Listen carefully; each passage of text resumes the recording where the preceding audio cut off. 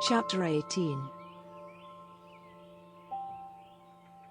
Now news came to Jethro, the priest of Midian, Moses' father-in-law, of all God had done for Moses and for Israel his people, and how the Lord had taken Israel out of Egypt.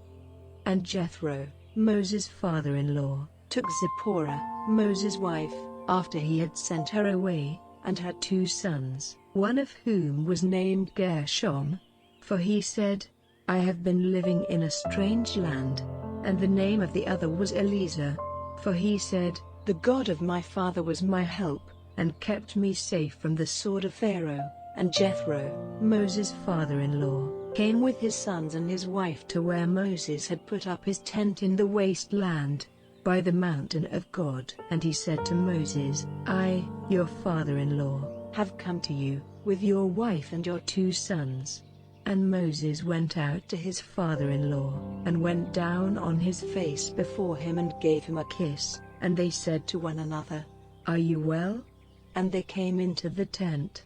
And Moses gave his father-in-law an account of all the Lord had done to Pharaoh and to the Egyptians because of Israel, and of all the troubles which had come on them by the way, and how the Lord had given them salvation.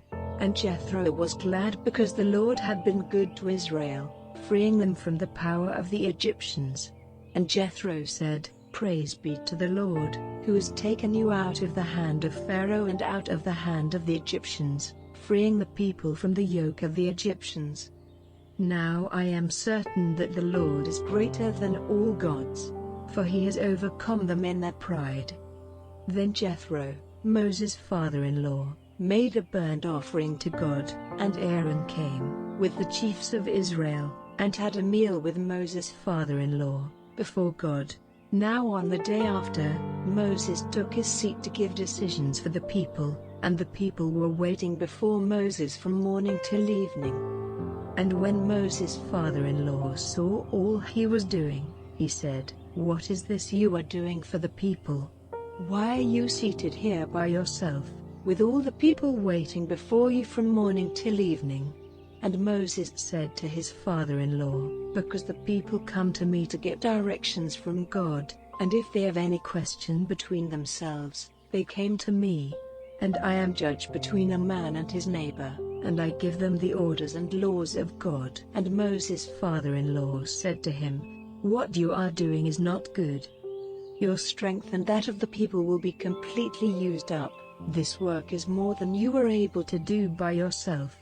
Give ear now to my suggestion, and may God be with you. You are to be the people's representative before God, taking their causes to him, teaching them his rules and his laws, guiding them in the way they have to go, and making clear to them the work they have to do. But for the rest, take from among the people able men, such as have the fear of God, true men hating prophets wrongly made, and put such men over them, to be captains of thousands, captains of hundreds and of 50s and of 10s, and let them be judges in the causes of the people at all times, and let them put before you all important questions, but in small things let them give decisions themselves. In this way, it will be less hard for you, and they will take the weight off you.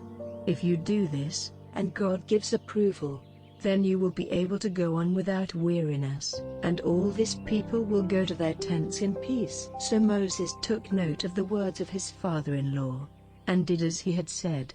And he made selection of able men out of all Israel, and made them heads over the people, captains of thousands, captains of hundreds and of 50s and of 10s.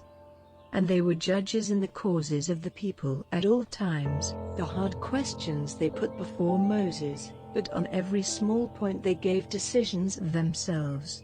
And Moses let his father-in-law go away, and he went back to his land.